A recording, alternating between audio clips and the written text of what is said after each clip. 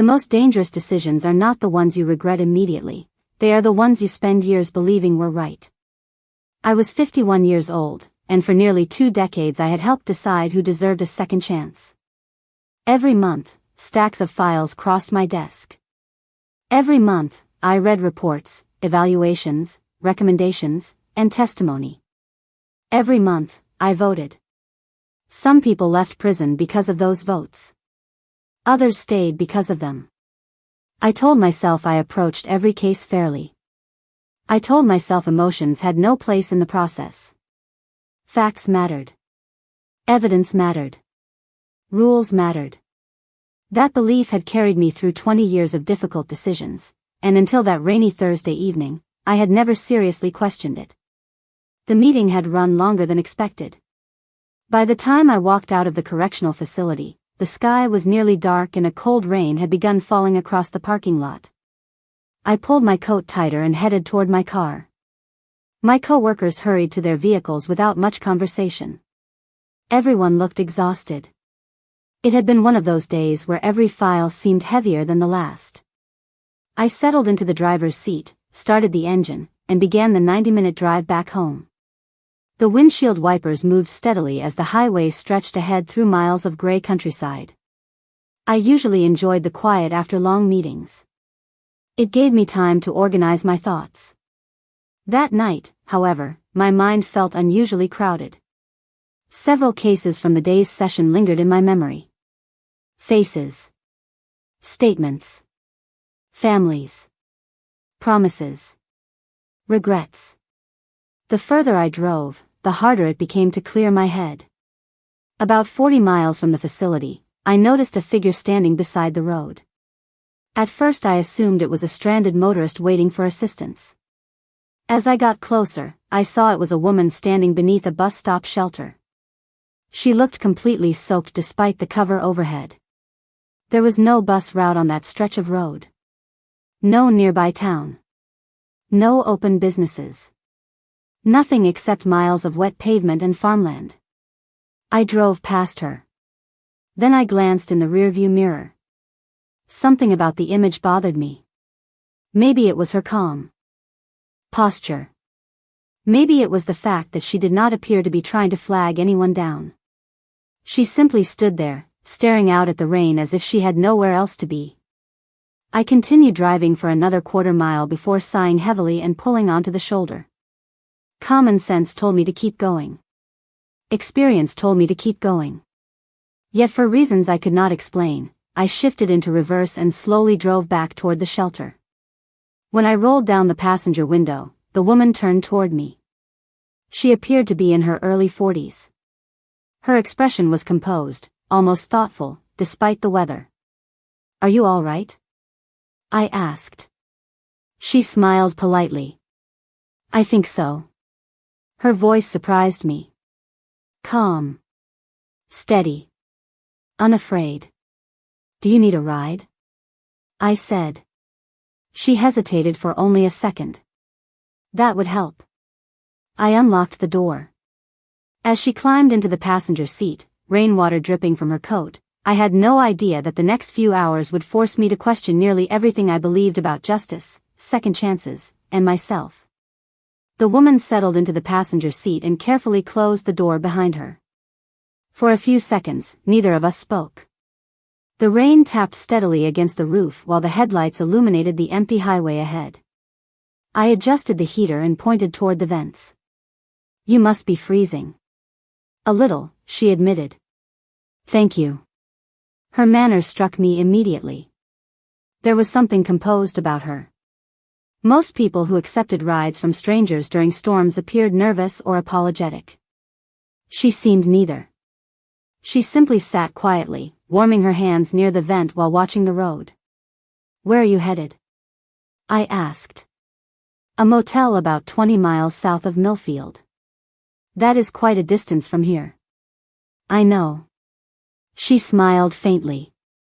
My original transportation plans did not work out. The answer was technically informative while revealing almost nothing. I found that oddly impressive. "I am Margaret," I said. "Evelyn." We shook hands briefly before returning our attention to the highway. For the next several miles, conversation remained light.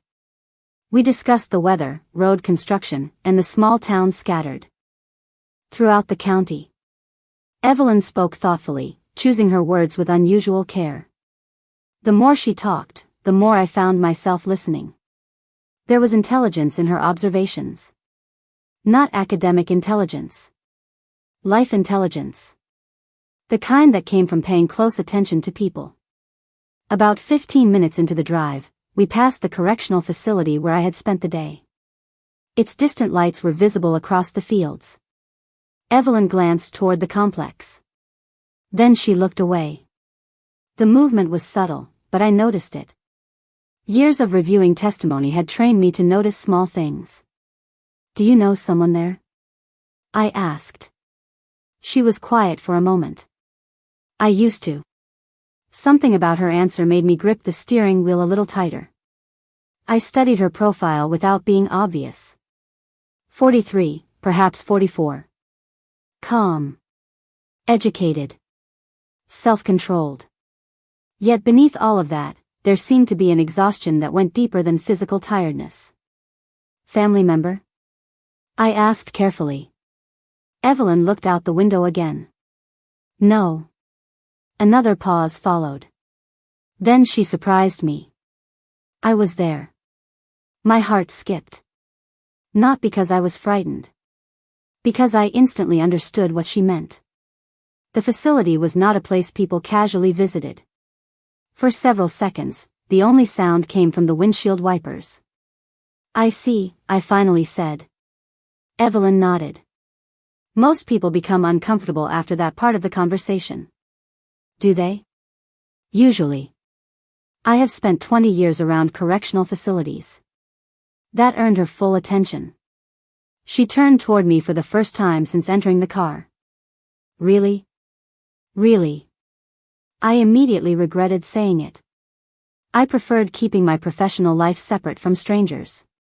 Yet something about Evelyn made honesty feel natural. "What do you do?" she asked. I hesitated. Then I answered. "I serve on a parole review board." The reaction was not what I expected.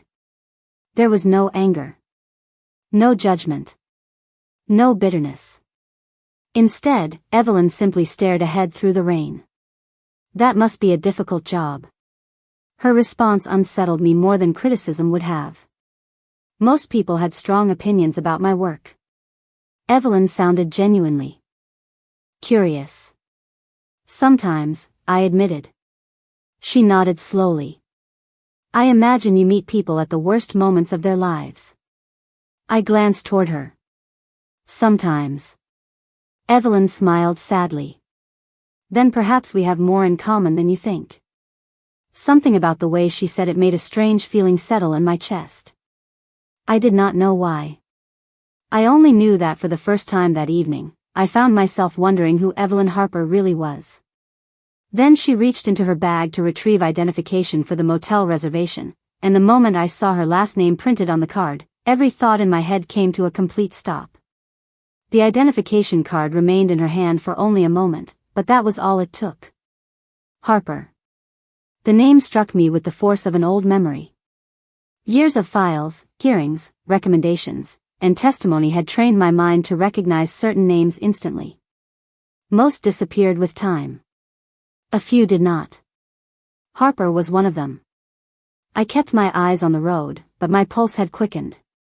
It could not be the same person. The odds were too small. Thousands of cases had crossed my desk over the years. Yet the more I thought about it, the more certain I became that I had seen that name before. Evelyn noticed my expression immediately. "Something wrong?" she asked. "No." The answer came too quickly. She studied me for a second, then looked back toward the rain-covered highway. "You are not a very convincing liar, Margaret." Despite myself, I laughed. That is an unusual observation from someone I met 30 minutes ago. People reveal a lot when they think they are hiding something. Her response lingered in my mind. For the next several miles, neither of us spoke. I was trying to remember details from a file I had not seen in years. Eventually, curiosity overcame caution. How long ago were you released? I asked. Evelyn seemed unsurprised by the question. 9 months. My hands tightened slightly around the steering wheel. And before that? 12 years. I felt a chill that had nothing to do with the weather. 12 years. The number fit too well. That is a long time, I said quietly. Yes. Her answer carried no bitterness. Somehow that made it heavier. Most people carried anger after experiences like that. Evelyn carried something else. Acceptance, perhaps. Or exhaustion. Was it difficult? I asked. She smiled faintly. Which part? Starting over. Evelyn looked out the window. Every part is starting over. The honesty of the statement surprised me. She was not asking for sympathy. She was not trying to justify herself. She was simply telling the truth. We passed a small gas station glowing beneath fluorescent lights. The motel was only a few miles away now. Part of me wanted to let the conversation end there. Another part could not stop thinking about the file. Finally, I asked the question. Have we met before? Evelyn turned toward me. Her expression changed so slightly that most people would have missed it. I did not. I do not think so, she said. The answer sounded truthful. Yet something about it felt incomplete. Why do you ask? I hesitated. Then I decided to be honest. Your name seems familiar. Evelyn was quiet for several seconds. Then she nodded slowly. That happens sometimes. Because of your case? Her eyes met mine. Neither of us looked away. For the first time since entering my car, a shadow crossed her calm expression. Not fear. Not anger. Recognition. Maybe, she said softly. We reached the motel parking lot moments later. Rain continued falling as I pulled into an empty space near the entrance. Evelyn gathered her bag and prepared to leave. Then she paused with her hand on the door handle. Can I ask you something? She said. Of course. She studied me carefully. Have you ever changed your mind about someone after it was too late? The question landed harder than it should have. Before I could answer, Evelyn stepped out into the rain, closed the door behind her, and walked toward the motel entrance. I sat there watching her disappear beneath the glow of the lobby lights, unable to shake the feeling that I had just met someone connected to a decision I had made years ago. I barely slept that night. Evelyn's question followed me home, through dinner, through the evening news, and into the early hours of the morning. Have you ever changed your mind about someone after it was too late? The words echoed with unsettling precision because they touched something I had spent years avoiding. By 7 o'clock the next morning, I was sitting in my office staring at a stack of pending files while thinking about a woman standing in the rain. That alone annoyed me. I had built an entire career around separating emotion from judgment. Yet somehow a stranger had managed to occupy more space in my thoughts than most cases ever did. Eventually, I gave up pretending to work and opened the archive database. I typed 2 words into the search field. Evelyn Harper. The result appeared instantly. My stomach tightened. It was her. The same Evelyn Harper. The same file I remembered. The same hearing. The same vote. I opened the record and began reading. 12 years served. Excellent behavioral reports. Educational achievements. Community mentorship programs. Positive evaluations from prison staff. I remembered parts of it now. The case had generated considerable discussion at the time. Some members of the board believed she was ready for release years earlier. Others disagreed. I had been among the cautious voices. At the time, I believed I was protecting public safety. Looking at the file now, I felt less certain. A knock on my office door interrupted my thoughts. Thomas Reed stepped inside carrying a coffee cup. "You look terrible," he said. "Thank you." "Long night?" I minimized the file on my computer screen. "Something like that." Thomas sat down across from me. We had worked together for more than a decade. He knew when I was hiding something. "Margaret, what is going on?" I considered giving a vague answer. Instead, I surprised myself. "Do you remember Evelyn Harper?" His expression changed immediately. "That case from years ago?" "Yes." "Why?" I hesitated. "I met her yesterday." Thomas nearly dropped his coffee. "You met her?" "By accident." The explanation sounded unbelievable even to me. After listening to the entire story, Thomas leaned back in his chair. "That is quite a coincidence." "I know." He studied me carefully. "And now you are reviewing the file again." It was not a question. "Maybe." Thomas sighed. "Margaret, you know why we do. Not revisit old decisions. Because we trust the process." "Exactly." I looked toward the computer screen. What if the process missed something? Thomas was quiet for several moments. Every process misses something. The answer should have ended the discussion. Instead, it made me more uncomfortable. After he left, I reopened the file and continued reading. That was when I noticed something strange. Several supporting documents referenced in the summary were missing from the digital archive. Recommendation letters. Rehabilitation reports. Personal statements. The index showed they once existed, but the actual files were gone. I checked again, assuming it was a technical error. The documents were still missing. For the first time all morning, a genuine sense of unease settled over me. Because if those records had been unavailable during the original review, then the version of Evelyn Harper I had judged years ago might not have been the complete story at all. The discovery bothered me far more than I wanted to admit. Missing documents were not unheard of. Databases changed. Records were moved. Files were archived incorrectly. There were usually simple explanations. Yet something about this situation refused to feel simple. For the next 2 days, I found myself returning to Evelyn's file whenever I had a spare moment. I checked archive systems, older records, and physical storage inventories. The missing documents remained missing. Meanwhile, Evelyn's question continued echoing in my mind. Have you ever changed your mind about someone after it was too late? By Friday afternoon, curiosity had evolved into something stronger. I wanted answers. That realization alone was unusual. My role was not to investigate old cases. My role was to evaluate current ones. Yet every time I reviewed Evelyn's file, I felt as though I was looking at a story with entire chapters removed. Late that evening, I found myself driving toward the motel where I had dropped her off. I told myself I simply wanted clarification. Nothing more. The explanation sounded reasonable until I realized I had parked outside the building for nearly 5 minutes without getting out of the car. Finally, I walked inside.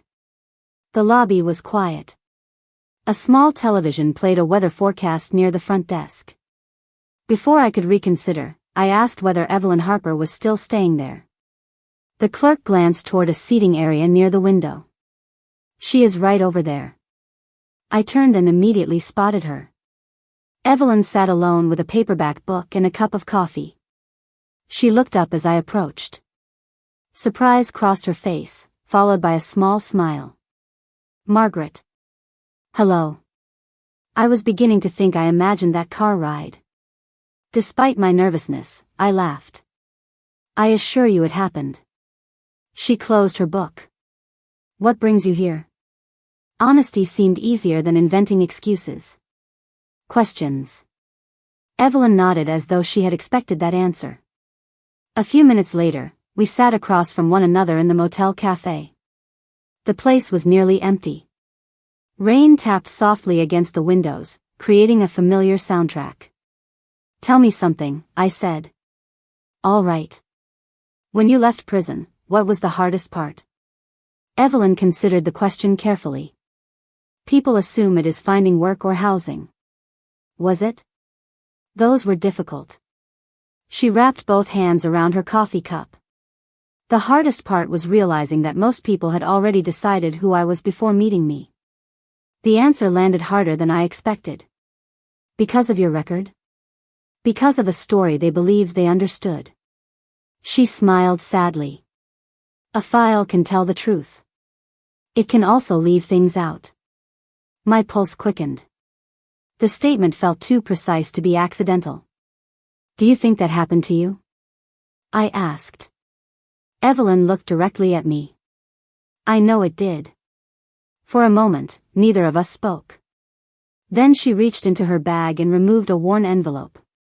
The paper looked years old. Carefully preserved. She placed it on the table between us. I have carried this for almost 11 years, she said. Confused, I opened the envelope and unfolded the letter inside. The moment I saw the signature at the bottom, the room seemed to tilt slightly. Because the person who had written that letter was me. For several seconds, I could not speak. I stared at the signature again, hoping I was mistaken. I was not. The letter had been written 11 years earlier as part of a volunteer outreach program that encouraged community leaders to correspond with incarcerated individuals seeking educational opportunities. At the time, I had written dozens of letters. Most were brief, professional, encouraging. I never expected any of them to matter. Yet here it was, carefully preserved as though it were something valuable. Evelyn watched my reaction quietly. You remember it? She asked. The program, yes. My voice sounded distant even to me. The specific letter, no. She nodded. I did not expect you to. I looked down at the page. The words felt strangely unfamiliar. The woman who wrote them seemed different from the woman I had become. The letter spoke about growth, possibility, and the belief that people could become more than the worst thing they had ever done. It spoke about dignity, hope, patience. Reading it now felt like listening to advice from a stranger who happened to share my name. Why did you keep this? I asked. Evelyn smiled softly. Because nobody else was saying those things. I looked up. She continued before I could respond. You probably wrote it in 10 minutes and forgot about it a week later. For me, it arrived during a year when I was struggling to believe my life still had value. The honesty in her voice left no room for easy answers. I never imagined. I stopped. The sentence felt inadequate. I know, she said gently. We sat quietly for a moment. Outside, rain continued sliding down the motel windows. Finally, I asked the question that had been forming since I opened the envelope. Did you recognize me the other night? Evelyn's eyes met mine. Immediately. I leaned back in my chair. Somehow I had expected that answer, yet hearing it still unsettled me. Then why did you get into my car? She looked down at her coffee before answering. Because I was curious. About what? A faint smile appeared. About whether the woman who wrote that letter still existed. The words landed with painful precision. For years I had considered myself fair, responsible, objective. Yet sitting across from Evelyn, I found myself wondering whether I had slowly replaced compassion with procedure. Whether somewhere along the way I had stopped seeing people and started seeing only files. Evelyn seemed to sense the direction of my thoughts. I am not blaming you, Margaret. Maybe you should. No. Her answer was immediate. You made a decision with the information you had. I thought about the missing documents. The incomplete records. The growing doubts I could no longer ignore. What if I did not have all the information? I asked quietly. For the first time, uncertainty crossed Evelyn's face. She studied me carefully. Then maybe the question is not whether a mistake was made. She paused. Maybe the question is what you plan to do now. I looked at the letter again. For 11 years, Evelyn had carried words I barely remembered writing. Meanwhile, I had spent those same years forgetting what those words meant. And in that moment, I realized the answers I was looking for were no longer hidden in an old file. They were waiting somewhere ahead of me, and for the first time in a very long time, I was afraid of where they might lead. The following week became one of the most uncomfortable periods of my professional life. Every answer I uncovered seemed to generate 2 new questions. I requested access to archived records that had not been reviewed in years. I spoke with administrative staff. I compared physical storage inventories against digital files. Piece by piece, a clearer picture began to emerge. Several documents connected to Evelyn's rehabilitation had never been included in the materials reviewed during one of her earlier parole hearings. Nobody could explain exactly why. There was no evidence of deliberate wrongdoing. There was only a trail of bureaucratic errors, software migrations, and incomplete transfers that had quietly altered the story presented to decision-makers. The discovery left me unsettled. For years, I had believed the system was imperfect but fundamentally reliable. Now I was staring at proof that important details could disappear without anyone noticing. One evening, I met Evelyn again at a small cafe near the riverfront. The rain had finally stopped, and for the first time since we met, sunlight filled the sky. She was already seated when I arrived. A cup of tea rested beside her book. "You look tired," she said. "I am beginning to suspect that is becoming my permanent expression." Evelyn smiled. "Did you find what you were looking for?" I sat down slowly. "I found enough to know I should have asked more questions years ago." She studied me carefully. "You are carrying responsibility for things that were not entirely yours. That does not make them easier to accept." For a moment, neither of us spoke. Then Evelyn surprised me again. "Margaret, do you know why I never contacted you after my release?" I shook my head. "Because I did not want revenge. I did not want apologies. I wanted to see whether people could still surprise me." I looked at her across the table. "And have they?" A thoughtful smile appeared. "One person has." The answer warmed me more than I expected. Over the following days, our conversations became longer. We discussed books, family histories, favorite places, and regrets. We talked about aging, loneliness, and the strange ways people reinvent themselves. Somewhere along the way, I stopped seeing Evelyn as a case connected to my past. She became simply Evelyn. Intelligent. Funny. Observant. Patient. The realization frightened me because it felt important. One afternoon, while organizing another batch of archived records, I discovered a supplemental note attached to Evelyn's file. It had been written shortly before one of her hearings. The note referenced a recommendation letter that had supposedly influenced her progress throughout incarceration. Curious, I followed the citation number to a storage box in the records room. Inside was a copy of the same letter Evelyn had shown me. My letter. Attached to it was a handwritten note from a counselor. The final sentence stopped me cold.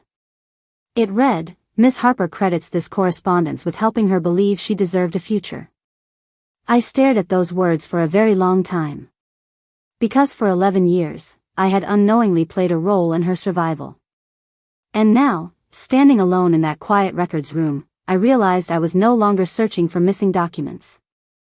I was searching for an explanation of how a stranger had somehow become one of the most important people in my life. The realization changed everything. For days, I carried that counselor's note with me like a question I could not stop reading. Every time I looked at it, I felt the distance between who I believed I was and who I had actually become. Years earlier, I had written a letter filled with optimism and compassion. Somewhere along the way, those qualities had been replaced by caution, procedure, and certainty. I had convinced myself that objectivity required emotional distance. Now I was no longer sure that was true. A week later, the parole board held a policy review meeting. Normally, these meetings were routine. Statistical reports. Administrative updates. Minor procedural adjustments. This time felt different. As discussions moved from one agenda item to another, I found myself thinking about missing documents, incomplete records, and people whose futures depended on information that might never be fully seen. When the meeting reached the section for recommendations, I spoke up. Several colleagues looked surprised. I was not known for challenging established procedures. I believe we need a formal review process for archived cases involving incomplete records, I said. Silence filled the room. Thomas glanced toward me. What prompted this? He asked. I took a slow breath. Evidence that important supporting materials may not always have been available during previous evaluations. The discussion that followed was respectful but difficult. Some members worried about resources. Others questioned whether reopening old concerns served any practical purpose. For the first time in many years, I found myself arguing from conviction rather than habit. By the end of the meeting, no final decision had been reached, but a review committee had been approved.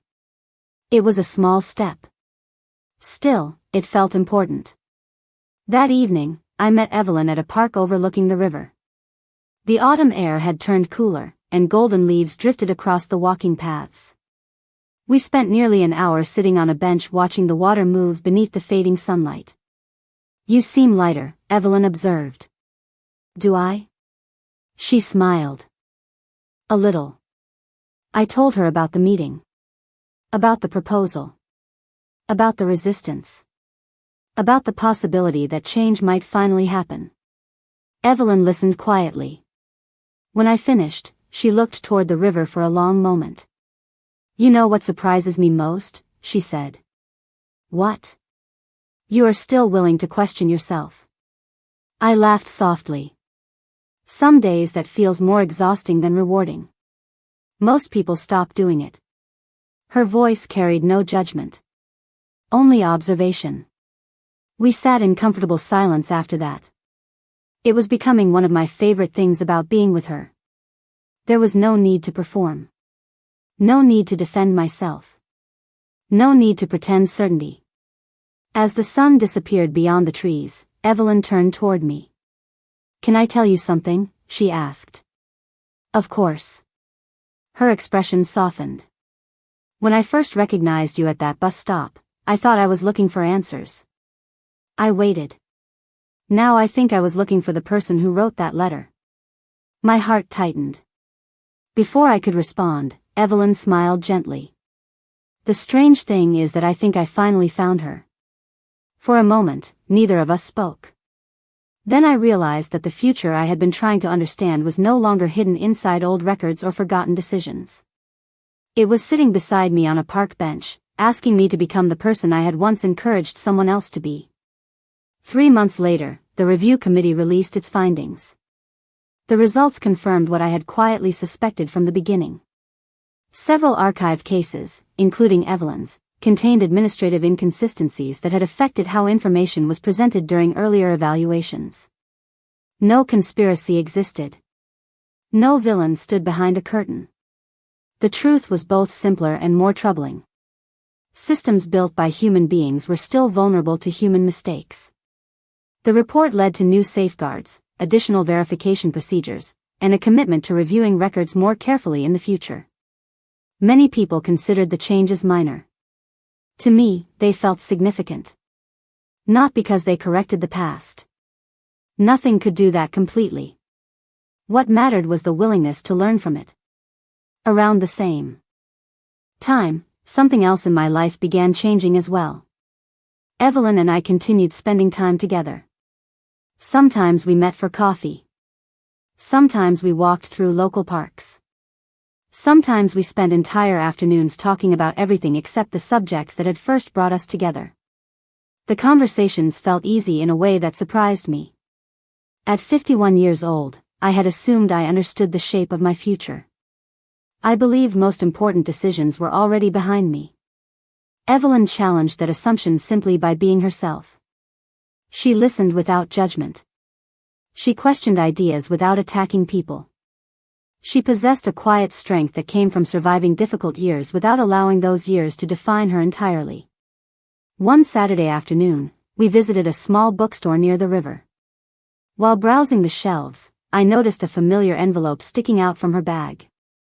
The letter. She still carried it. You know, I said, smiling, I think that piece of paper has traveled more miles than either of us. Evelyn laughed. Probably. Then her expression softened. I almost threw it away once. Really? She nodded. A few years into my sentence. That surprised me. What changed your mind? Evelyn looked directly at me. I decided that if one person believed I could have a future, maybe I should believe it too. For a moment, neither of us spoke. The bookstore seemed to fade into the background. All I could think about was how close both of us had come to losing something important. She could have discarded the letter. I could have driven past that bus stop. Entire futures sometimes depended on choices that felt insignificant at the time. Later that evening, we sat beside the river watching the sunset reflect across the water. The air was cool, and the sky glowed with shades of orange and gold. It reminded me of the evening when everything began. Do you ever think about that night? I asked. Evelyn smiled immediately. The rainstorm? Yes. All the time. I laughed softly. So do I. She looked toward the horizon. If you had not stopped, our lives would be very different. That is true. Then I paused. Although I am glad I stopped. Evelyn turned toward me. The smile that appeared on her face was warm, genuine, and completely unguarded. So am I.